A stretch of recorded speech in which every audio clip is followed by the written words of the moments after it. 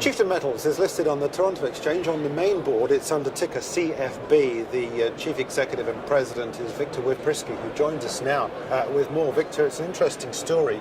Based in British Columbia, that's where the asset is, and you're among the highest grade of VMS in the world, which I understand is volcanic massive sulfide. Correct, Jeremy. Tell us some more. Well, it's a very interesting project. It was actually mined by Caminco, a predecessor company of Teck, in the 50s. And the importance of the fact that it was mined strongly supports the mining conditions, grade controls, recoveries, mineralogy, etc. So we have a very good understanding, and we're ready after our feasibility completion, which is now completed, to put the mine into production in 2016 with a targeted construction start of sometime in the middle of 2014.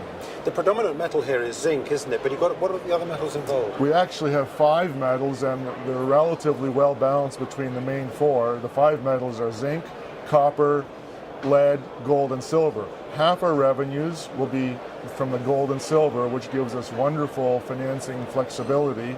As an example, we've already done a Royal Gold streaming deal for $60 million. The main metal, by volume, is indeed zinc.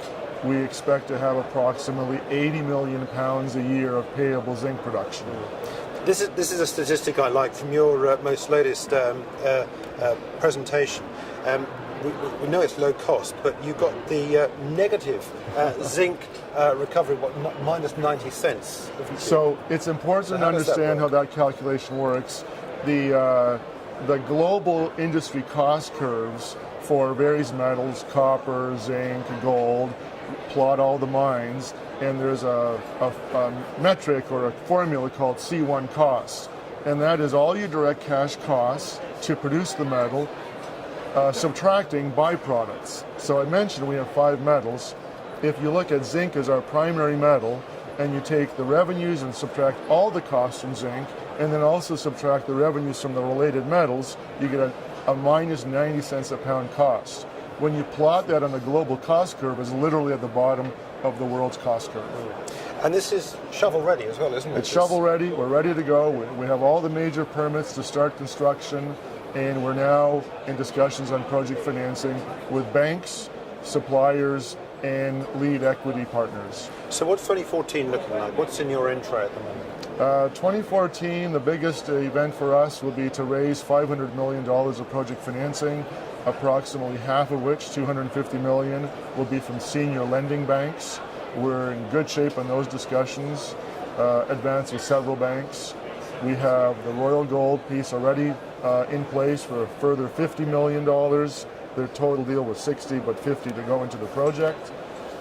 We have supplier discussions underway, should source approximately $50 million of supplier credit.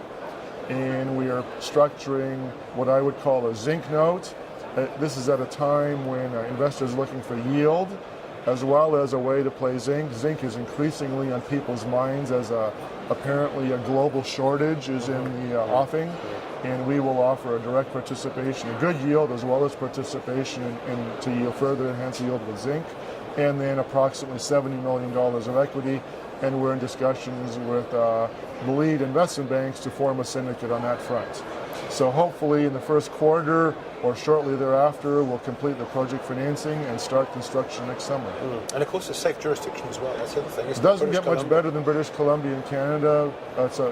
Anywhere in Canada, I think, is a good place. British Columbia has a very proven mining culture, very good regulatory environment.